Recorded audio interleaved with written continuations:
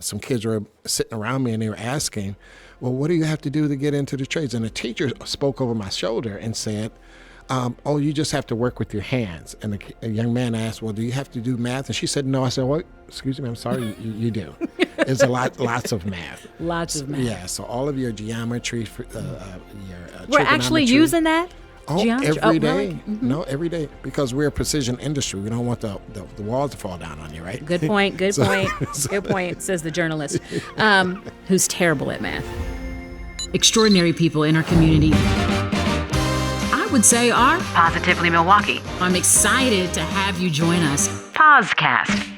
Thanks for joining us for another episode of Positively Milwaukee's podcast, a place where I talk to interesting people doing amazing things in our community who I think are Positively Milwaukee. So joining me today is Giles Patterson, who is the MPS Supervisor of Maintenance and Repair Department. And today we're going to talk about a program at MPS that is not only giving kids hands-on experience, but really giving them a straight path to a career in the trades. But first, let's talk about your journey. You are a master electrician. How did you get to becoming a master electrician? Yeah. Well, I started off going to high school just like any other student, didn't really know much about the trades. So I started off wanting to be an electrical engineer. I started going to Milwaukee School of Engineering after high school and quickly found out that I couldn't afford to stay there, right? Uh-huh. So then I had heard about this opportunity to become an electrician, so I decided to go to an organization called Project Big Step. And I'm an alumni of Big Step. Mm-hmm. And I went there, went through the regiments, and I was fortunate enough to be able to be selected. And so I kind of went green because I really didn't know any electricians at all. Okay. So Mr. Lerman Ellis ran a program, and he said, hey, tell him that you know this guy, right? Okay. And he told me the guy's name. Yeah, exactly. Say this guy. And I did know him prior to that, but I didn't even know he was an electrician. I knew him when he was at the fish store. Okay. but they accepted me into the program. I had a 5-year apprenticeship for it at the time. Did a 5-year apprenticeship. And 2 years after my apprenticeship was over, I saw an advertisement to apply for Milwaukee Public Schools. Mm. So they just so happened to be looking for someone like me, right? And so when I accepted the job, I just came in, and I was kind of the kid of the organization, or the shop, I should say. Sure. So I started on that pathway, worked with Milwaukee Public Schools now 31 years, and found my way, worked my way up the ladder, as I should say. And to today, I'm the supervisor of maintenance and repair. I have about 64 trade professionals that work for me. And currently, I have about 16 youth apprentices that work with us as well. So tell me how we go from electrician to educator. What was it that pulled you into this inherited program that you said, this is what I need to do, and this is what these kids need? Yeah. Because along the way, over that whole 30-year span, you just kind of look around and you realize there's not many people that look like me, right? Mm-hmm. And a lot of them were men. Most of them were men. I want to say 98% were probably men. And I said, well, my community, they don't know about these opportunities. And I felt like I was so fortunate to have this opportunity where I have family-sustaining income. I can get married, I can travel, I can, enjoy life. A great quality of life. Great quality of life. And I said, well, I want to be able to give back to the young people. So I started a company on the outside. That's where I kind of got my feet wet. I said, let me try. I worked with some workforce development people and got my program started.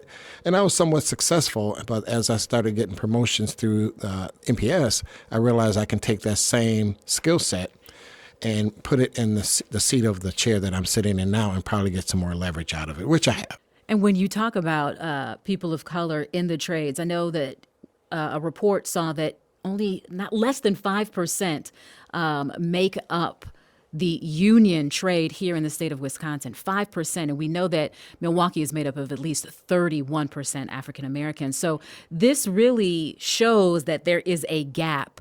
But how has time changed? Because there are a lot of things that dictated why African Americans or Latinos were not in the trades, and why now is the perfect time to start encouraging more children to get into the field. Yeah, because when I first got in, I was part of the quota system, as you would say. It was a limited amount of minorities that were allowed to get in the trade, so it was somewhat bottlenecked. But right now, because of the labor shortage and people like myself who are baby boomers, we're getting out. And there's a huge vacuum of that we're leaving, and we don't have the people that's behind us. So some of the same barriers that were in place so that you didn't have as many opportunities, right now they don't really care. They just need They need people. Good, smart, willing people, right? Exactly. Good, smart, willing people. You said exactly right. So right now it's more of filling that void. So it don't matter if you're black, brown, green, purple, or orange, it doesn't matter. They really need people to fill the voids, but not just any person. Someone. I'm so glad you said that, because I think a lot of times people think, just anybody can do the trades. No, you really got to know your stuff. Yeah, you do. And you know, there's a misnomer when it comes to that, because sometimes they in school they would say, you know, you have some choices. You have college, or you have some other things you can do in life, and just go out and get a job. Or if Job Corps. Yeah, Job Corps. Yeah, some other places. And if you can't go to college, maybe you can just go do some trades. Because I just did a career fair a few days ago at a school, and some kids were sitting around me, and they were asking, well, what do you have to do to get into the trades? And the teacher spoke over my shoulder and said, you just have to work with your hands. And a young man asked, well, do you have to do math? And she said, no. I said, well, excuse me, I'm sorry, you do. It's lots of math. Lots of math. Yeah, so all of your geometry, your we're actually using that? Oh, Geometry? every day. Really? Mm-hmm. No, every day, because we're a precision industry. We don't want the walls to fall down on you, right? Good point. Good point, says the journalist, who's terrible at math. So let's talk specifically about MPS's apprentice program. Okay. What have you guys designed here for students throughout the district? Yeah, so we've been able to grow the program since I've been in this position. We went probably from, I want to say, 6 apprentices, and we're up to 30 right now that we're engaging. 30 students who are apprentices now? Yeah, that's correct. Yeah, we have 16 that's currently working for us, and in August, when our new juniors come in, there'll be seniors there. We have another 16 in queue. Oh, wow. Okay. So it's popular. It's very popular, and it's very competitive to get these jobs. Yes, talk about that, because it's not just I raise my hand, this sounds interesting. You have an application process, right? Correct. And after they go through this application process, just kind of give our listeners an idea of what they will be doing as juniors, as seniors in high school. Yeah, first of all, they have to go through the application process, which is given through the Career and Technical Education Department. And once they go through them, because they make the broad reach and broadcast it, the kids come through the MPS portal where there's a job posting, and they sign up for these jobs. So then they send them to us. So that's a Career and Technical Education Department at MPS. If anyone's interested, that's how you start the process of getting engaged with us. And once they get with us and through the interview process, we then place them into our trade shops. Right now we have mechanical trade shops that we put the young people in. So we have electrical, plumbing, sheet metal, machinist, and we had carpentry. And we try to put at least 2 young people in every shop. And we take them, and either they come in the first year, second year, whichever, because as a youth apprentice, you're required to do 450 hours worth of training. Those are state requirements. If you're a senior, if you're a junior, you're going to do 900. Wow. Yeah, so you have to meet those benchmarks working for us. And this is not volunteer hours. No. They're getting paid. Yeah.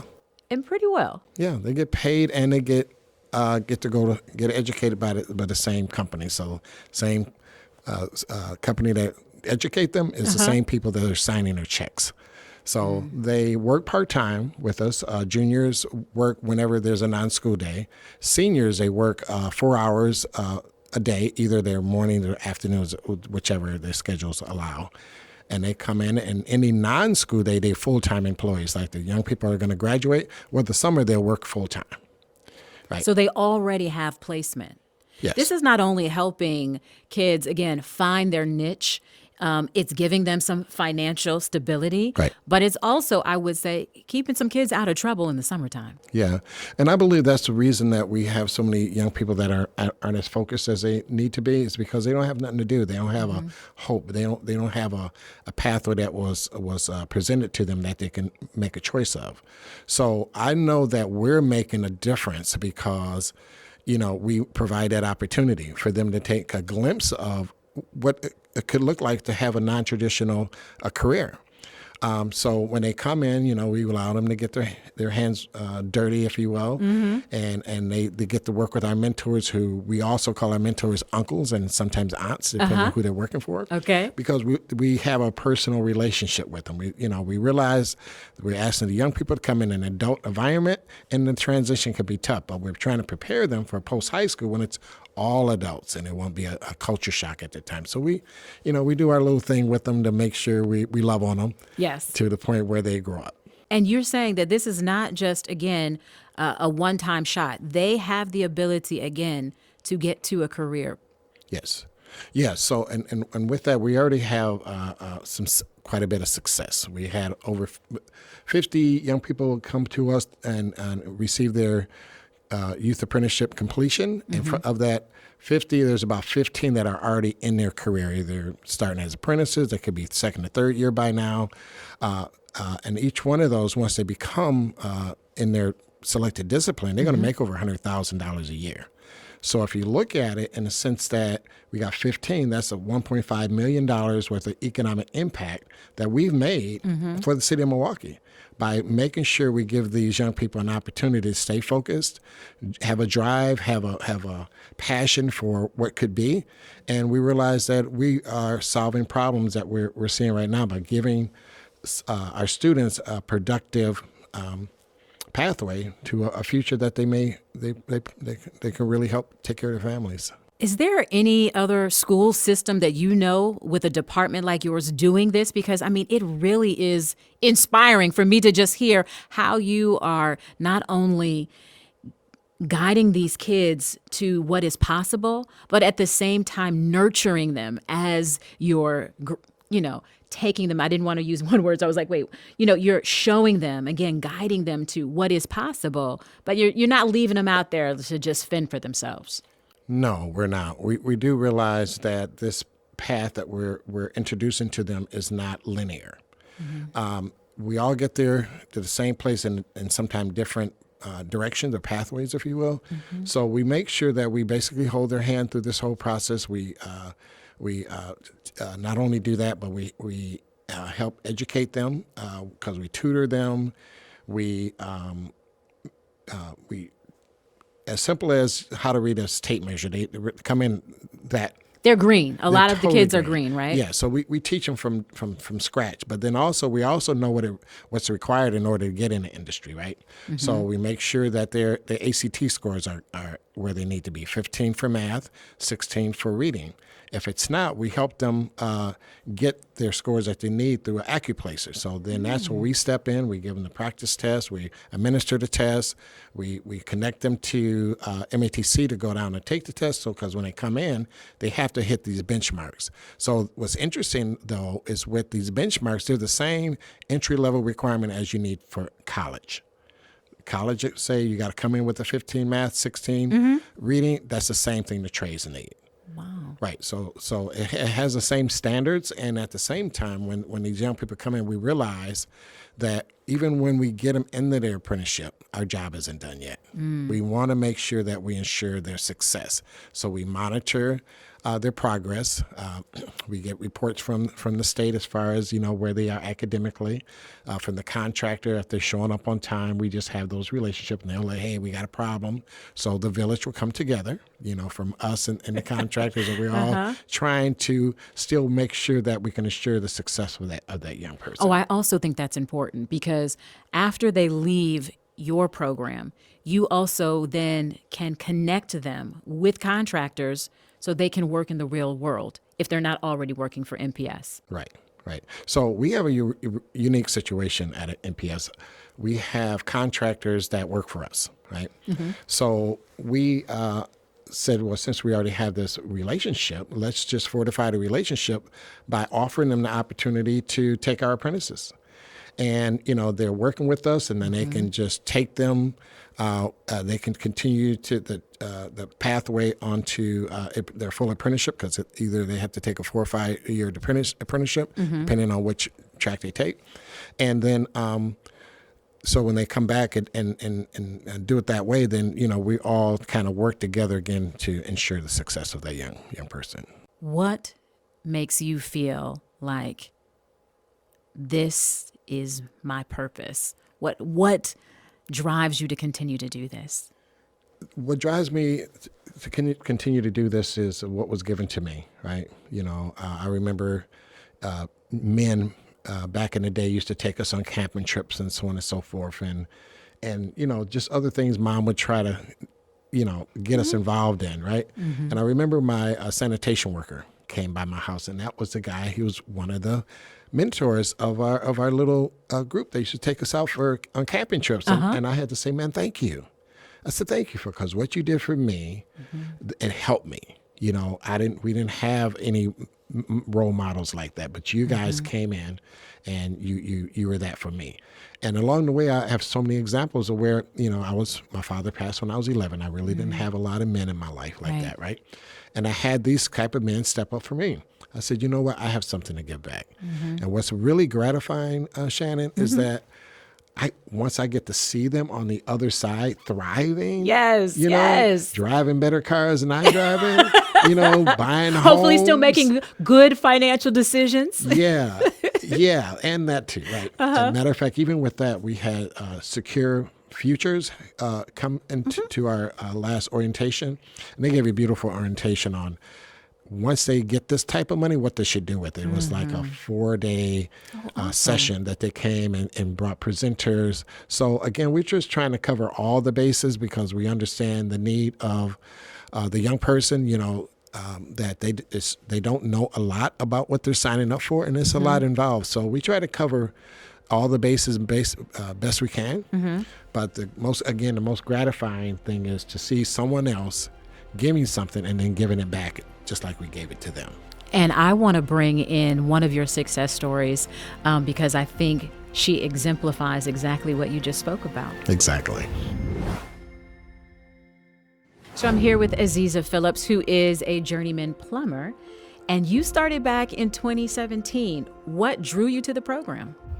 What drew me to the program is that I've always been handy. So I've always just been mechanically inclined. I knew basic tools. I knew how to change tires. Just like anything hands-wise, I was always good at. So I kind of knew I would get into something based around the trades. So plumbing, when it was introduced to you, you were like, oh, okay, I could do that? Or it was like, let me see. I felt that I could do just about. I originally wanted to be an electrician. Okay. But in my interview, they asked would I still be willing to do plumbing, and I said yes. But I never expected to be a plumber. Right, and I know fast forward 2024, you are now hired by MPS, and you are a journeyman plumber. Yes. So how has life changed, I guess, from being that kid at Hamilton, right? As a junior, like, let me check this out, to now having like a full career after graduating from high school? It's rewarding in the aspect that I just have been able to, like, all the things that you could dream about as a kid, like when I become older, what you want. I can say that I have most of the things that I want. Tell me what you got, girl. I live in a nice loft. I have a nice car. I'm able, if I should travel more, but I have most of the things. I'm able to pay my bills and do all the things as an adult, that I can comfortably. So is it fair to say having the experience through this apprenticeship program allowed you to adult a little bit easier? Yeah, definitely, than having maybe a different kind of a job. What do your friends think about you being a plumber? Usually people are surprised because of like my looks, I guess. A lot of people wouldn't expect me to be a plumber, but all my family and friends are like proud of me and they're happy. I mean, any family knows that I've always been handy, so it's not a surpriser to Well, them. you are gorgeous. Not that that needs to be a prerequisite to being a plumber or not being a plumber, but I guess people could look at you, say they kind of look at you and think, she don't know what she's doing with that wrench. Yeah, I do have those problems often. Sometimes just outside people or just people in general will make that assumption, but I've been doing it long enough, so I mean, I know enough to get by. Have you ever been in a situation where you kind of like maybe have wanted to show up somebody to be like, oh, you don't think I can? I don't know. No, I'm not really that kind of person. I don't Okay. feel like I have anything to prove to anyone. I just know that I know what I know, and I don't feel that I know everything. But like I said, I know enough to get by and do my day-to-day work. And every day is a learning experience, so I just embrace that. I love it. Now, what would you tell some of the other students, especially a lot of the girls who are at MPS, when it comes to this apprentice program and really being able to get the hands-on experience that you were able to get? I guess it just would take dedication. So you have to be dedicated and it has to be something that you want. But I don't know. It's different for me because I'm a plumber. So usually when people hear plumbing, they think like the absolute worst, especially the females, because I've done like a lot of like had conversations with the students and stuff. But it is. And what did you tell me off camera? You was like, once you've done enough fountains and toilets, it's all the same? Yeah. It's rarely ever bad. It like, let's say I might get a job that is like really nasty once every 2 months. That's like really gross. But overall, it's like gravy work, to be honest. It's mostly gravy. So I love it. I love it. And again, you would not have stuck with this unless you had the dedication. And I'm sure also the support from people like Giles and others in the program. yeah, Jerry and Carl and Joe before Giles and my parents and everyone else has been supportive. I just love to see you succeed in this space. And even though I know it was hard for you to do this, I appreciate you coming and just talking to me about your success. No problem. You did great. Is there someone in your community doing amazing work? An unsung hero, or someone just with an inspiring story to uplift us all? Well, I want to hear from you because I want to talk to them. Why don't you reach out to me with the email on the screen? And the next time you tune in, they may just be sitting next to me here on the PozCast.